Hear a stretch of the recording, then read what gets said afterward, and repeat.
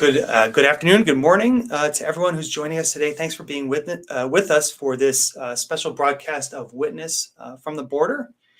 I'm excited to welcome Gia Del Pino from Kino Border Initiative here with us today. As you might know, Witness from the Border has been taking place for a number of years now as a way to share and to amplify the voices of people at our U.S.-Mexico border who are experiencing marginalization by U.S. immigration policy. The past couple of years, we've been focused on the situation of asylum seekers impacted by some of the policies that Gia is going to fill us in on today, especially Title 42, which we have a hopeful update on that Gia will dig into, and that we hope that moves forward. I want to welcome everyone who's joining us from wherever you are today. Please know that there'll be a chance to pose some questions to Gia as we move along through our presentation today. You can use the chat feature in Facebook or YouTube to share those questions. And we'll also have an opportunity to take action at the end of our session today. You'll be able to contact your members of Congress regarding the situation of Title 42 policy and some concerning legislation that has been introduced into the U.S. Congress. So I'm going to turn things over to Gia and say welcome to us from Southern Arizona today, and thank you for taking time to talk with us about this potential end, hopeful end of Title 42 that is scheduled to happen on May 23rd. Gia, so why don't I turn it over to you to introduce that and help us understand these issues in greater depth. Thanks, Chris, and thank you everyone for joining in, for tuning in. I know sometimes U.S. immigration policy can be quite complex and complicated to understand, and I think these sort of webinars are important to, spread the message that these laws, although they're obscure and sometimes complicated, have real human impact and cost. And at Kino, we work directly on the border. We work day in and day out with migrants, and we intimately know the human price of these policies that are inhumane and unjust. So I just want to kind of jump in with a quick overview of some of these policies to contextualize the current moment and so we can better understand why this is such a critical turning point in U.S. immigration policy history, and what we can do as supporters, as allies right now to turn the tides of history in favor of those who are most vulnerable and impacted, like asylum seekers. So to begin, I just want to again say thank you on behalf of Kino Border Initiative.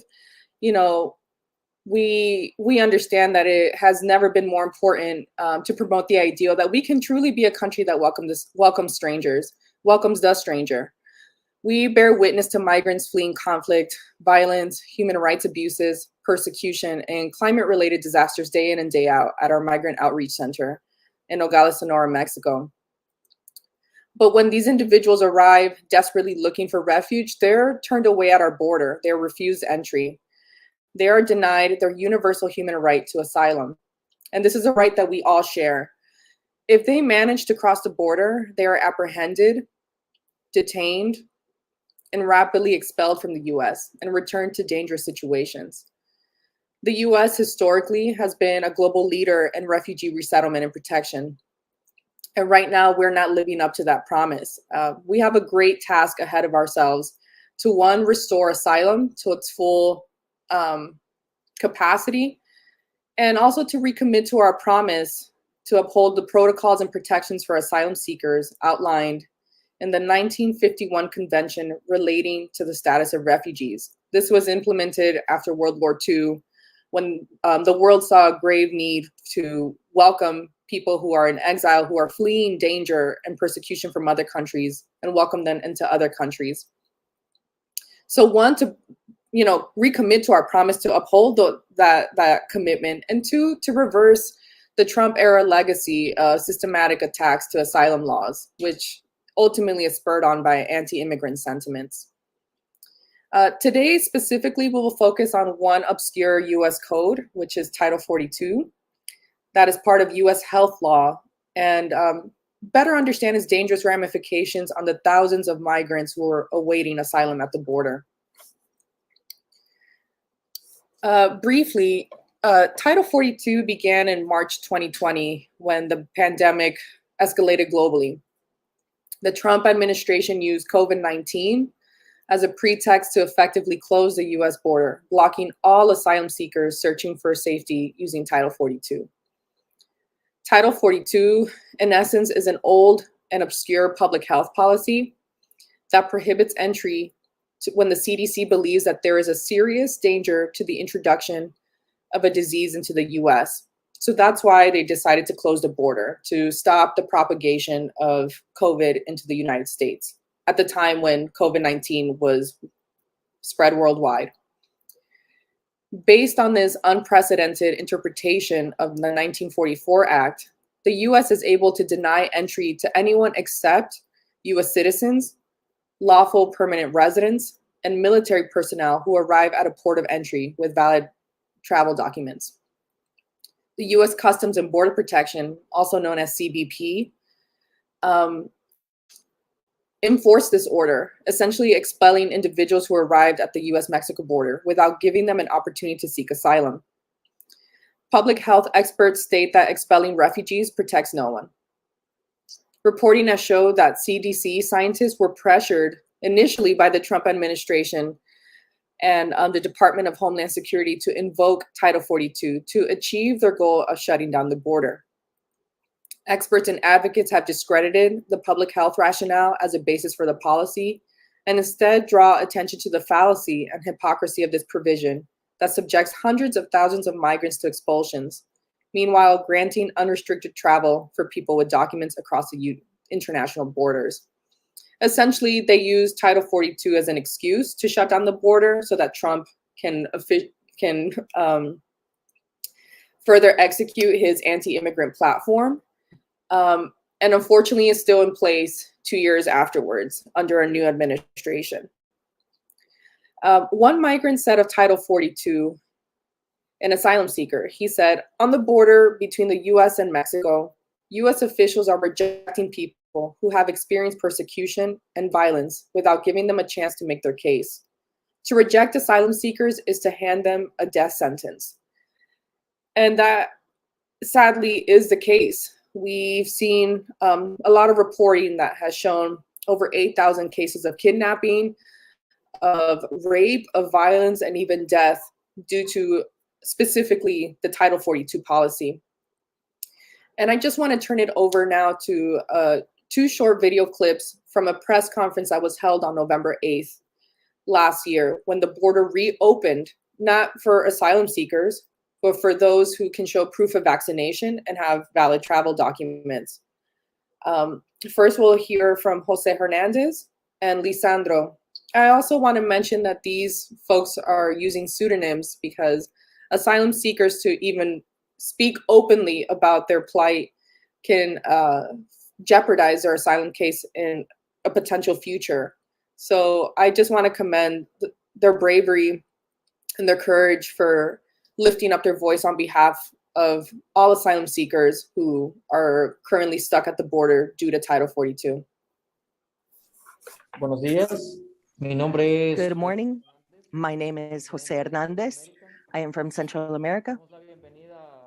We are here to welcome every member of the press that is here present in this space, to the members of the Kino Border Initiative, to the members of Florence Project, and to our migrant companions and everyone else. We are here seeing how the border has been opened for people with visas.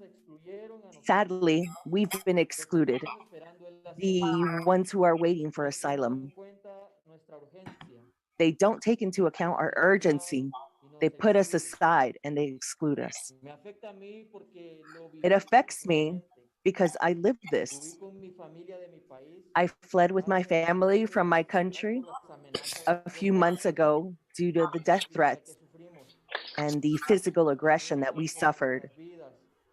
We feared for our lives. Upon arrival at a border checkpoint, hoping to receive protection. Instead of that, what we found was a mockery against our dignity. We found rejection and, above all, discrimination.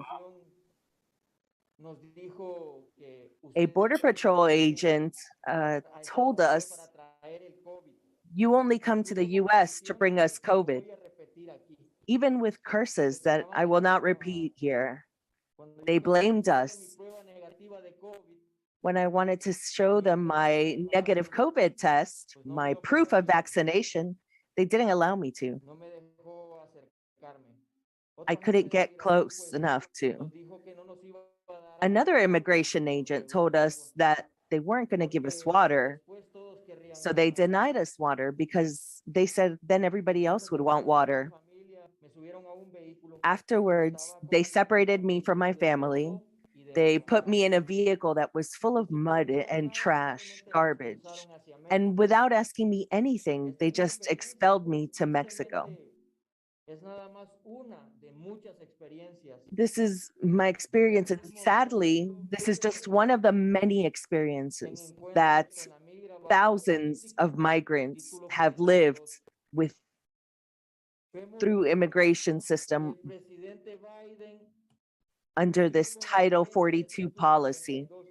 We can see that President Biden is still applying this Title 42, the same racist politic as Donald Trump.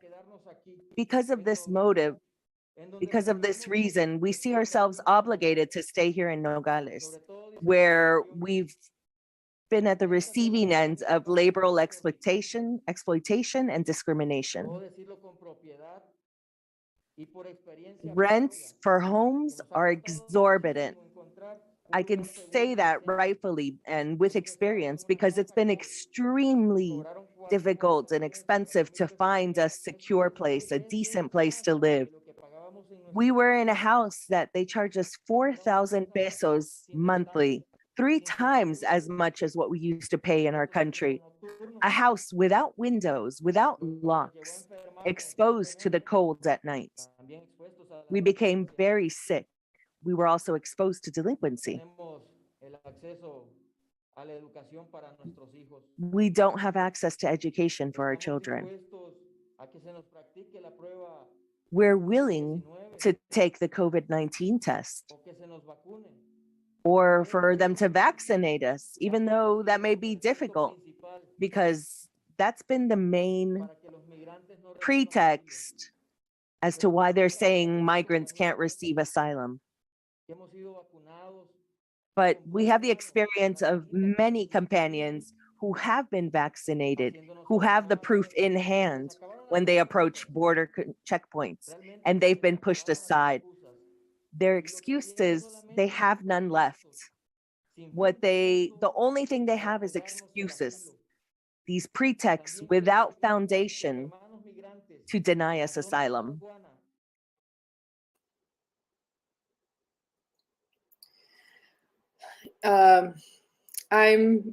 I'm very moved by every time I watch this video recording of the press conference that the migrants led last November 8th when the border reopened. And I think it's important to emphasize a few key details that Jose Hernandez just mentioned. He called it a racist policy, essentially because when we eliminate all the logic of the policy, if migrants are willing to get vaccinated, and many of them did get vaccinated just so they can finally get close to a port of entry and seek asylum, they were turned away. So right there, that's proof that this is a fallacy. It's not really about stopping the propagation of COVID-19. It's more about barring people from seeking asylum.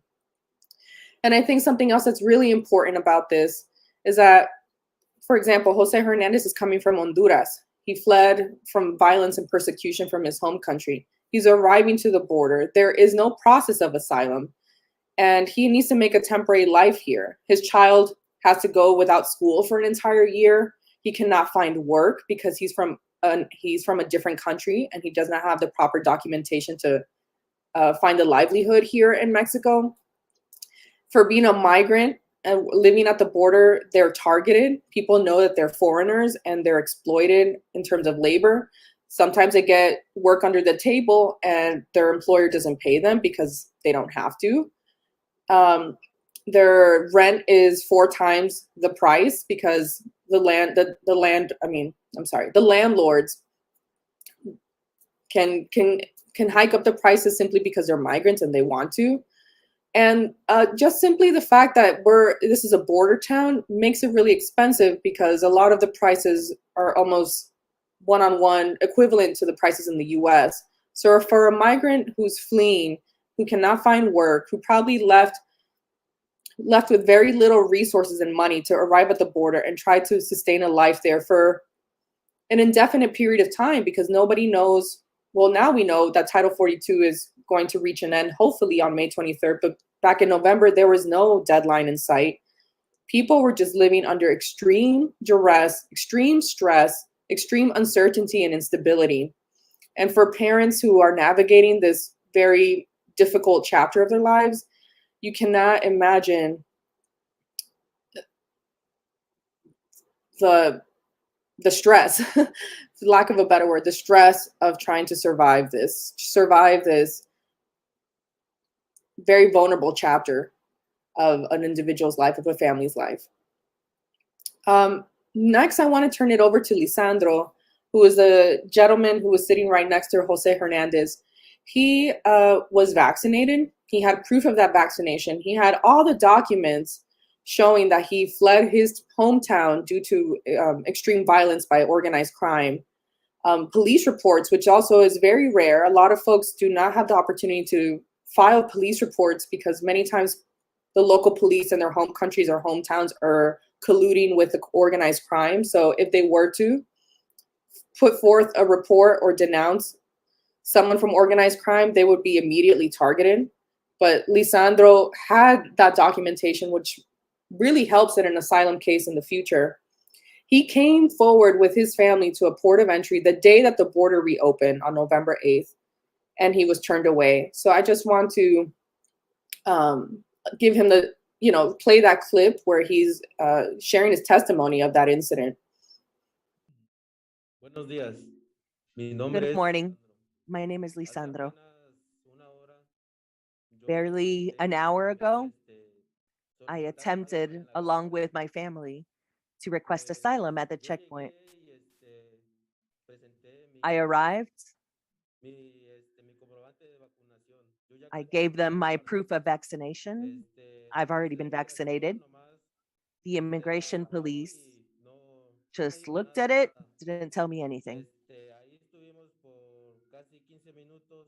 We were there Más tarde for todavía almost 15 minutes, un policía más de alto rango and me they dijo brought over que a si police no of a tenía higher comprobante de ranking. vacunación, He told me his que no name and podía told me pasar, that que no había for the time asilo. being, I couldn't get asylum, that there was no asylum for us, Se abrió la frontera para las personas que that the border was only open to tenían un folks pasaporte who were oficial, coming as tourists and que who have a passport, who have a visa, no nos podían dar el asilo que porque that no they había. couldn't give us asylum because there Yo a mi wasn't any. expectativa, pues yo veo que es una política racista, la verdad, My expectation porque yo aún was teniendo la vacuna this is a racist me policy. negaron el Even asilo. having a Es mi vaccine, derecho they've de denied my asylum. It's my right ya to que yo request vengo asylum. de un lugar I flee muy from a peligroso, la country, from a verdad. place where it's ¿Y very cómo es posible dangerous. que nos hagan esto? And how is A it millones possible de for them personas to que do nos this to encontramos us? aquí Millions of y families that we que find ourselves here ellos no se dan suffering, cuenta de lo que realmente and estamos pasando. they don't realize Se what we're pusieron going through, really. los zapatos If they para put que themselves ellos in our se shoes sienten so they mal could para see what it estar feels sufriendo, like to be like ser this, humillados, to be suffering, to be ser humiliated, agredidos to be assaulted, y pues ser amenazados por la to mafia, la be verdad. threatened by mafia, really. Pero los de inmigración pues no, But the people nomás from con un solo dicho no lo immigration, sacan, la no, verdad. no, and you can't move them from that spot of no.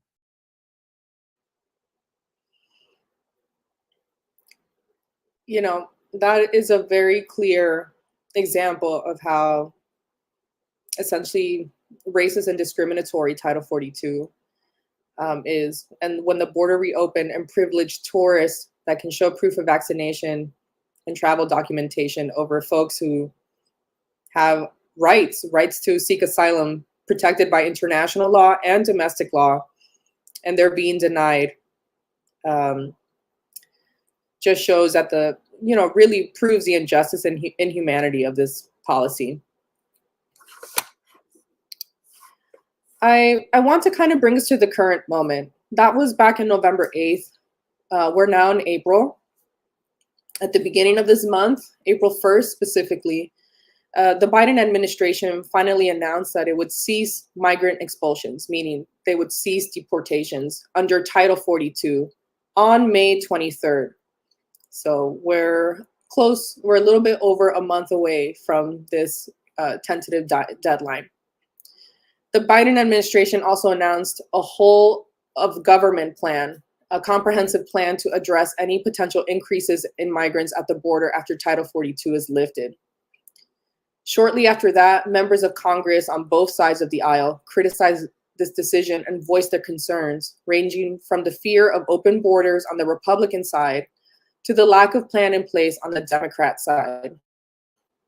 I'm currently in Arizona, and both of our Democratic senators were opposed to this deadline of May 23rd, and actually urged the Biden administration to extend the deadline until a comprehensive plan was presented. They had the audacity to say that service providers like the Kino Border Initiative that are on the border do not have the capacity to meet the need of many asylum seekers that would essentially come to the border to seek asylum once we reach the deadline. But they really didn't have a place to speak on our behalf. We have been ready.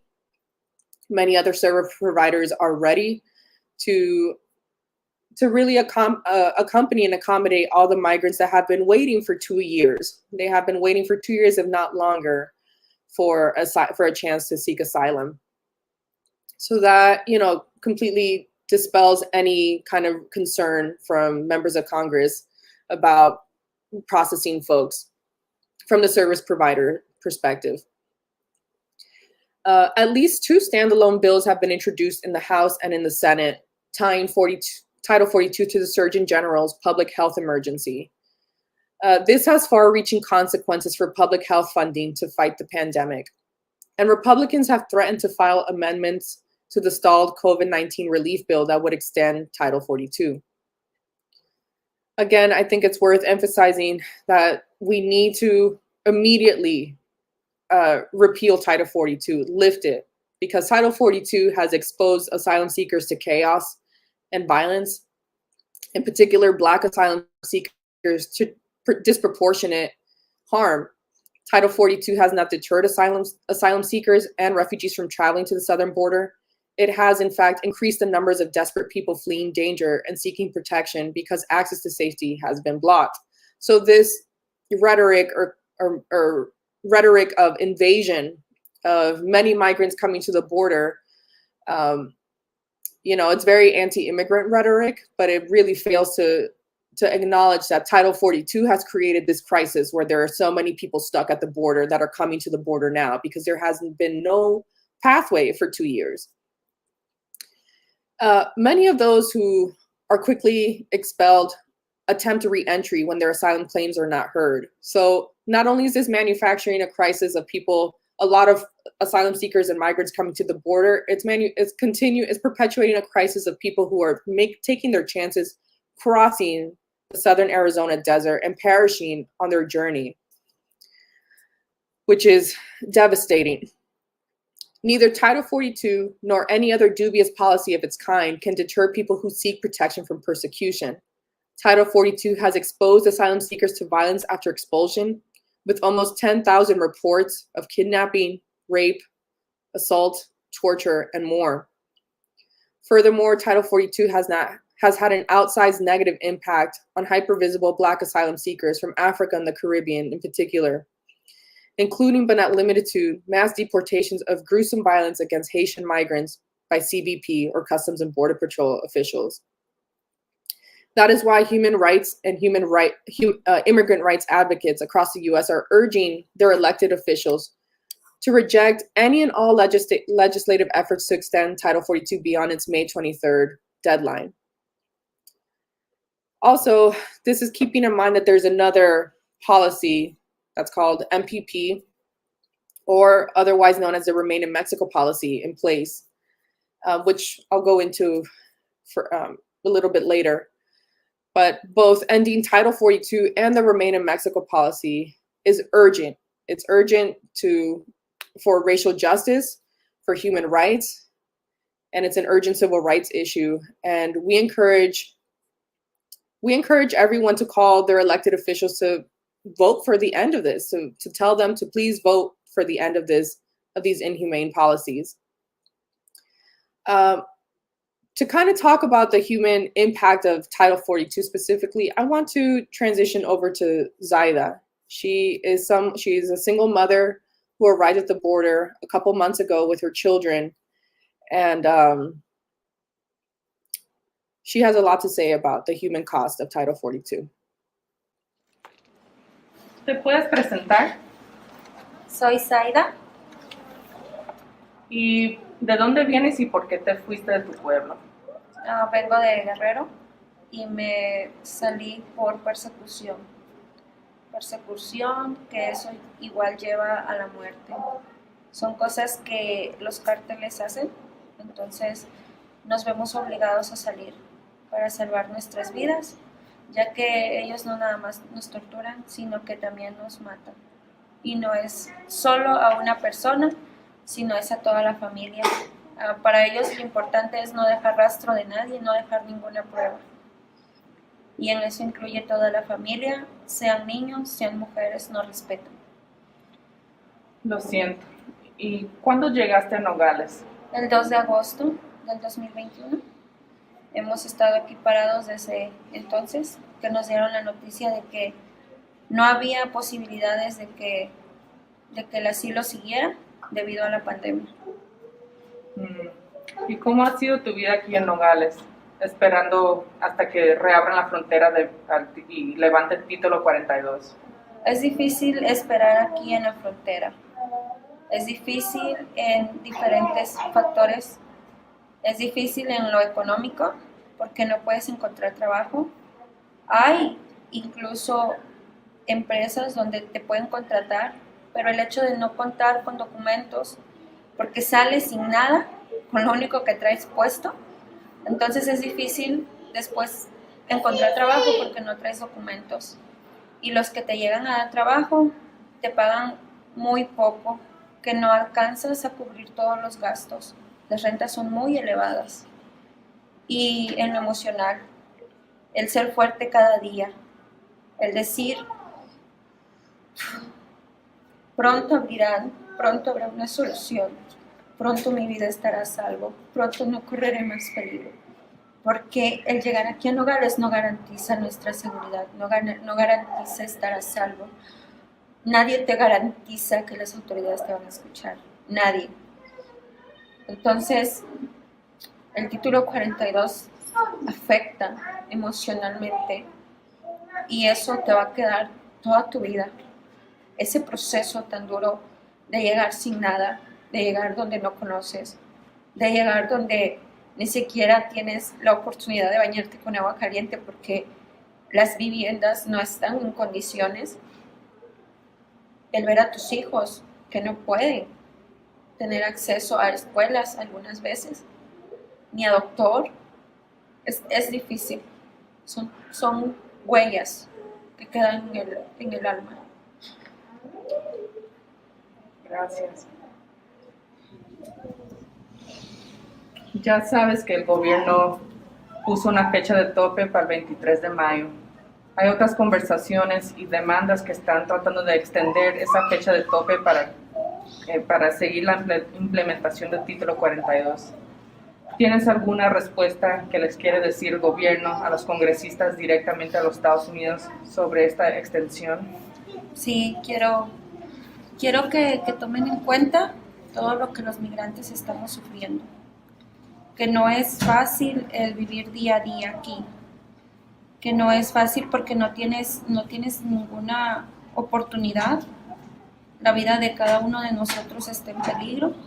El título 42 nos ha llevado a tomar decisiones que pues nos llevan a la muerte, a miles de migrantes, miles de mujeres, que los congresistas se den cuenta que no somos una carga, no somos personas que solamente vamos a estar allá sentados y wow, ya estamos bien, no, somos personas que queremos estar a salvo, queremos una vida mejor en seguridad, de no estar día a día pensando que puede ser encontrado, que puede ser tal vez tú el que salga en las noticias que moriste o que tu familia se murió, que tomen en cuenta esas cosas, lo que vivimos miles de migrantes aquí, que esa ley, el título 42, nos ha llevado pues a la muerte, mujeres, niños intentando cruzar, no para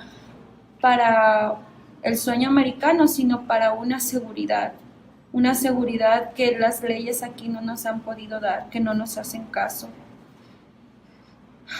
que vean todo el sufrimiento que hemos pasado, todo lo que hemos vivido, que es difícil, que el gobierno pues ponga fin a esa ley para que también la gente migrante deje de morir, porque están muriendo, intentando poner sus vidas a salvo, están muriendo.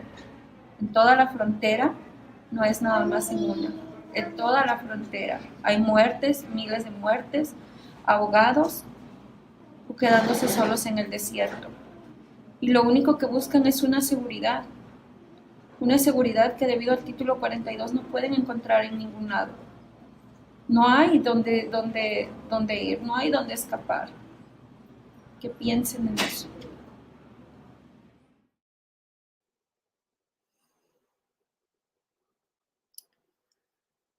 Sorry, I had to. I always have to take a moment after I listen to testimony like Saida's, because it's the truth. It's truth in its purest form. And she, ended her really powerful testimony with sharing that because of Title 42, people have to make extreme decisions, such as crossing the desert or a river, like in the U.S. Mexico border in Texas, and with children, and many people don't make it. There are real human costs to these policies. But there are good news. There are a lot of advocates who have been challenging these policies since its inception. And I want to bring up a couple of court cases that are happening now to really highlight the importance and the critical moment that we are currently facing and experiencing. These are two challenges to Title 42 specifically. One is pertaining to the unaccompanied children who have been or will be detained by the U.S. government, or who have been or will be subjected to expulsion under the Title 42 policy. In November 2020, the court entered a preliminary injunction, temporarily blocking the federal government from applying the policy to unaccompanied minors. But on January 29th of 2021, the DC Circuit Court granted the government's motion for a stay for the preliminary injunction, allowing the policy to go back into effect. Essentially, they started expelling again unaccompanied children. However, the Biden administration has since confirmed that the government is exercising its discretion to not apply the policy to unaccompanied children. So thus, notwithstanding the DC Circuit's ruling, unaccompanied children are currently not subjected to the Title 42 policy, which is a big win. Can you imagine being an unaccompanied minor, migrating from Central America all throughout Mexico, or even from parts of Mexico, arriving to the border, being processed and then being expelled back? It's madness. It's madness. Another court case is the Wisha versus Mallorca. And that court case issued a preliminary injunction on September 16th, 2021. The Court of Appeals for the DC Circuit granted the government's motion for a stay pending appeal, thus allowing the government to continue expelling vulnerable families from the United States under Title 42 policy. On March 4th of this year, 2022, the DC Circuit issued an opinion upholding a narrower version of the district court injunction, holding that the government cannot expel asylum-seeking families to places where they would be persecuted or tortured. The decision did not go into immediate effect.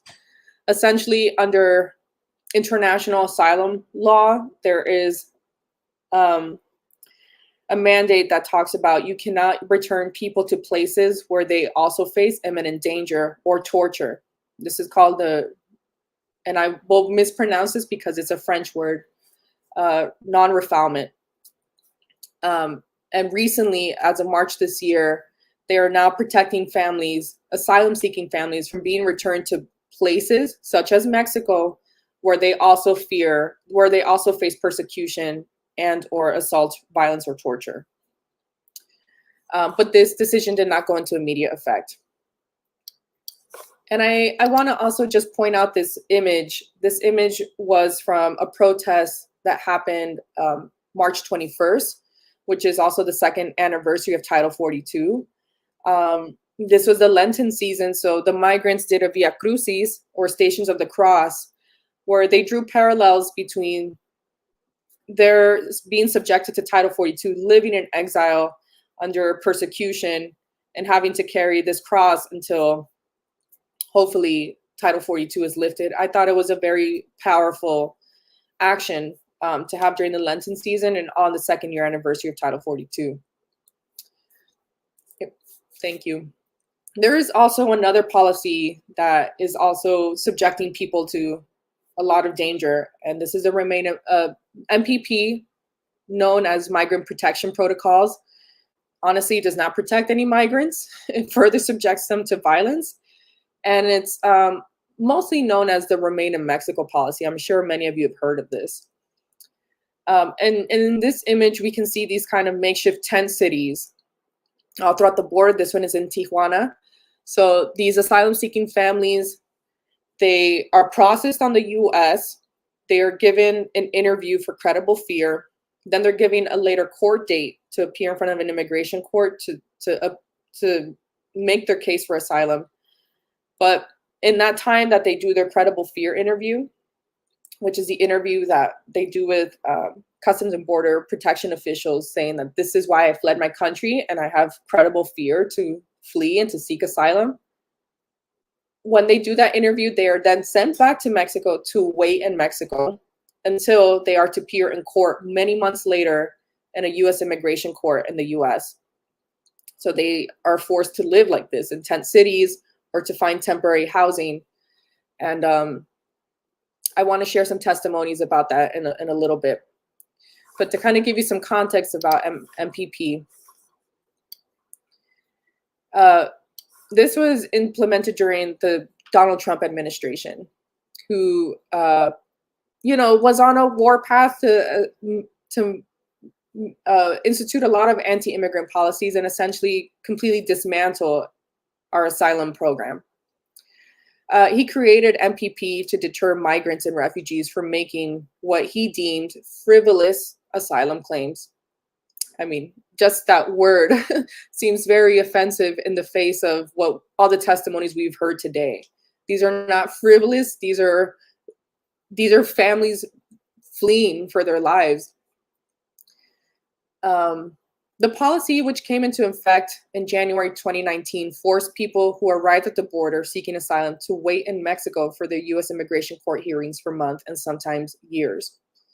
About 70,000 people, among them children, were forced to wait in Mexican border towns, often in dangerous and unsanitary refugee camps as a result of the policy. Their access to legal counsel was also limited.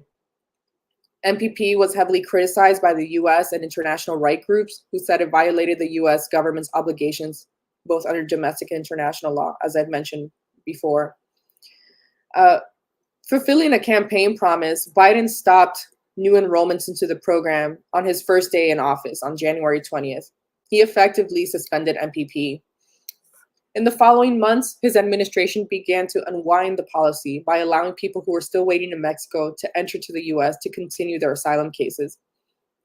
In August, a Trump-appointed judge in Texas ruled in favor of 2 Republican-led states that had sued the Biden administration over the arbitrary termination of MPP. This court in Texas ordered the administration to reinstate the policy. So now we have MPP 2.0. The Biden administration appealed the decision to the US Supreme Court, but it declined to block the Texas court ruling. The Biden administration said it would abide by the Texas court order, but that it would continue to work towards ending the policy. The administration also later said that they would make MPP more humane.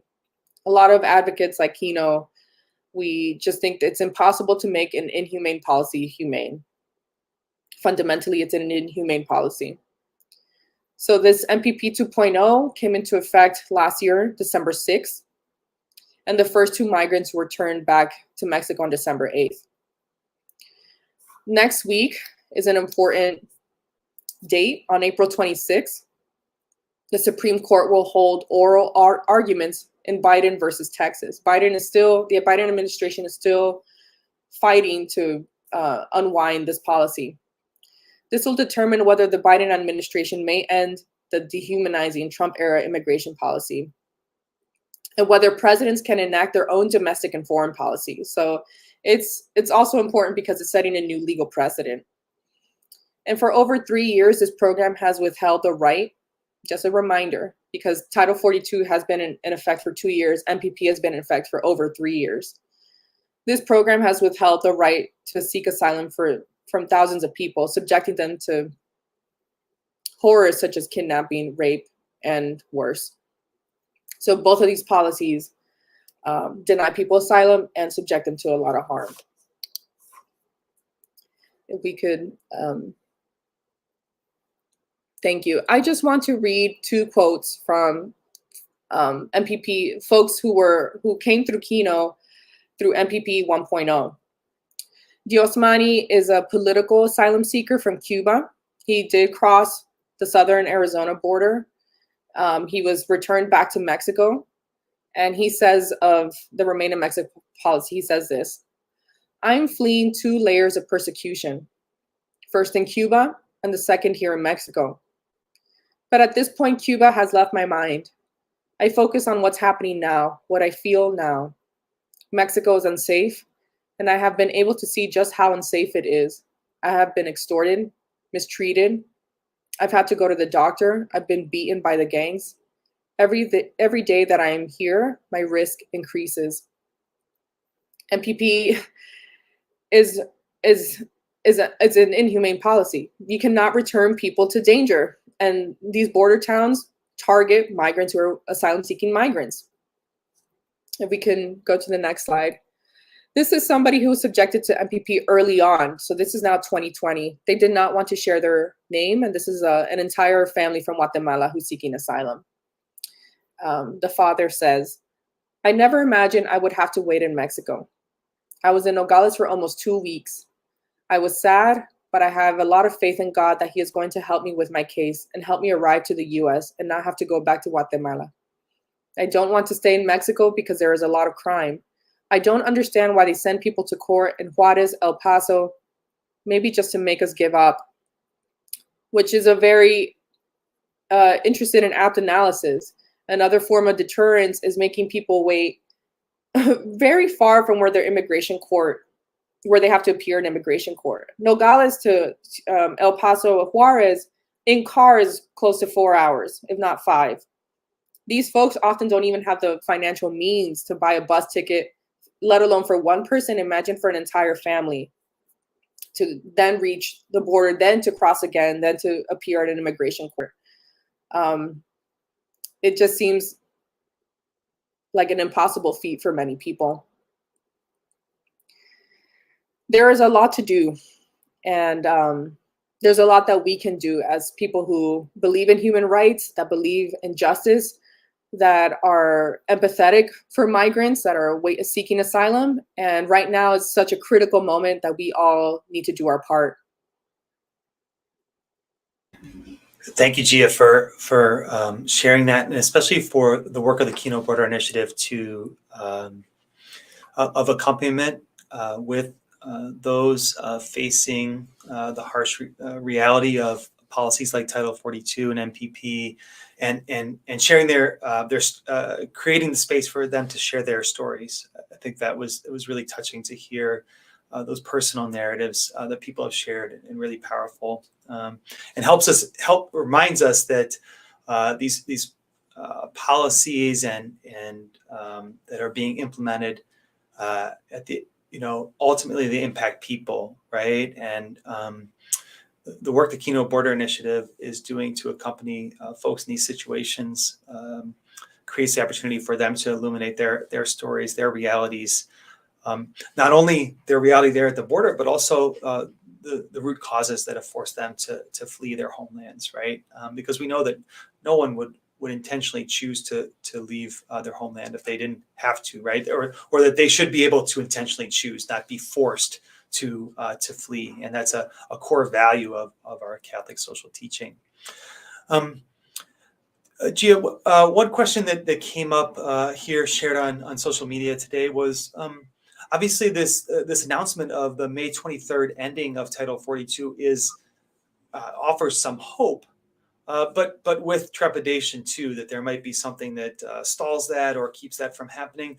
What were some of the reactions? What are some of the reactions that you and your colleagues there at the Kino Border Initiative have been hearing from asylum-seeking families that have been waiting at the border there in Nogales, Sonora for many, in some cases, upwards of over 2 years, right? What are some of the things that people have shared with you?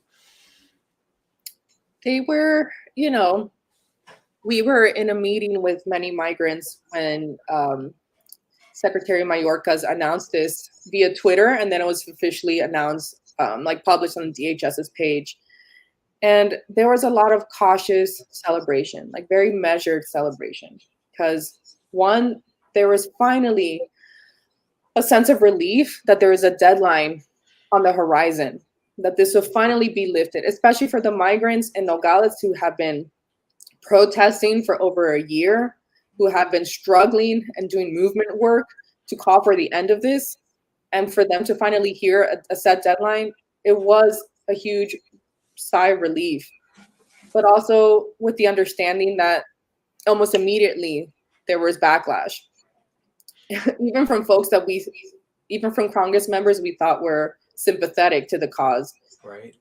Like some of our Democratic Congress members, even in the state of Arizona, they immediately started urging the Biden administration to extend that deadline because we don't have a comprehensive plan in place. Well, we've had 2 years to develop a plan. It's really no excuse. And every day that Title 42 is in place, people are subjected to extreme harm, if not death. So people cannot continue waiting. And so it was measured because they knew that there was going to be a protracted fight and battle to keep Title 42 in place. Yeah, and I think that's a really good segue. We've had a couple folks ask, what are ways they can take action? What are the ways they can communicate about this?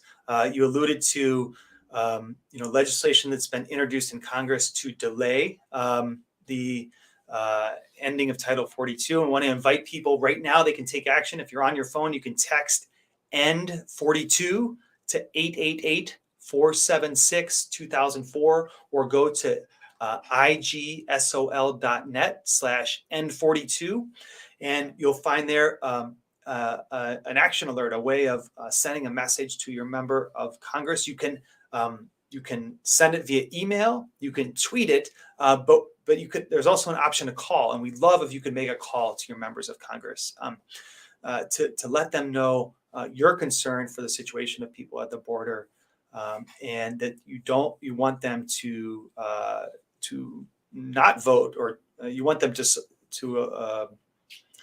ensure that legislation doesn't pass that would delay the ending of Title 42. That was a little bit of a double negative there I had to figure out. And so if you can take action right now. And we had another question. Somebody asked, they said, the whole framing of this around public health. And obviously we heard from Lisandro, that he had his vaccination documentation right there as he approached the U.S. border entry point in the U.S. border police, right? To those who might say, but isn't this still risky with COVID? What would your response be to that sentiment? Well, there has been, consistent and concerted response from public health officials, from experts since Title 42 inception, that the public health rationale is a complete fallacy. This is essentially scapegoating migrants for the spread of COVID-19. Migrants, especially, and I'll just speak from an anecdotal level, because I think sometimes that's a lot more effective than continue repeating like these meta narratives and rhetoric. There was a concerted campaign to vaccinate folks in Mexico, and thankfully the local elected officials in Nogales were able to provide vaccinations for migrants, for asylum seekers, the migrants are the ones that that spoke to a local elected official in Nogales, Sonora, for that campaign. So I want to just commend and uplift the amazing and tremendous work by the migrants waiting for Title 42 to end. And many migrants were vaccinated. So if it's about vaccination, that's already been discredited, because people are willing to get vaccinated just so they can have a process of asylum, to seek asylum. Also, to realize that here in the U.S., there are a lot of people who, I want to be mindful of people's different varying perspectives and positions about vaccination, but a lot of people were vaccination and were crossing the border back and forth throughout these first 2 years of the pandemic. So this excuse or this logic that keeping the border closed only to people that can show proof of vaccination is also countered by people who were crossing back and forth even before November 8th, when the border was officially reopened. People were crossing back and forth from the US into Mexico without proof of vaccination. So there's just so many holes and flaws to the Title 42 public health rationale. And the CDC has continually, over the past 2 years, been decrying it and denouncing it. Right. And one more question before we finish up. I know we're coming to the end of our time, but someone said they're happy to contact their Congress people, excited to do that, but also recognize that our legislature, our national legislature, is not always the most effective at solving problems. They asked, are there other ways that communities, faith communities, civic organizations can support asylum seekers and folks who others who are waiting at the border, can support them? Are there other things that people can do? I think there are longer term strategies, but the most immediate one is to take action and call. And I saw a comment, about what talking points could be used to counter the Public Health and Border Security Act of 2022, which is the bill to ask for the extension of Title 42. And I think just texting and Title 42, and correct me if I'm wrong, Chris, a calling script will be provided to kind of with talking points to counter that specific bill. So immediate, now until next week, especially as MPP is being, oral arguments are being held on Tuesday. And as we get closer to the deadline, is to keep pressuring your local elected officials, both on House and Senate, to vote no on these particular bills. On the long term, I think it's important, and I'm the director of communication, so people are always asking me, what are the most effective ways to communicate about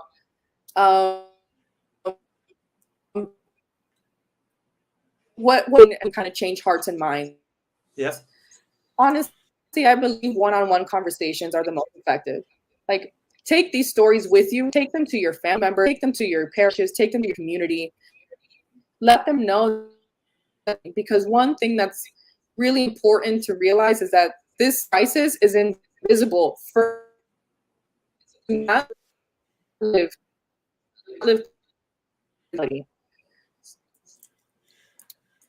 Yeah, that's a I'm really sorry, good point. Yeah. reloading. So take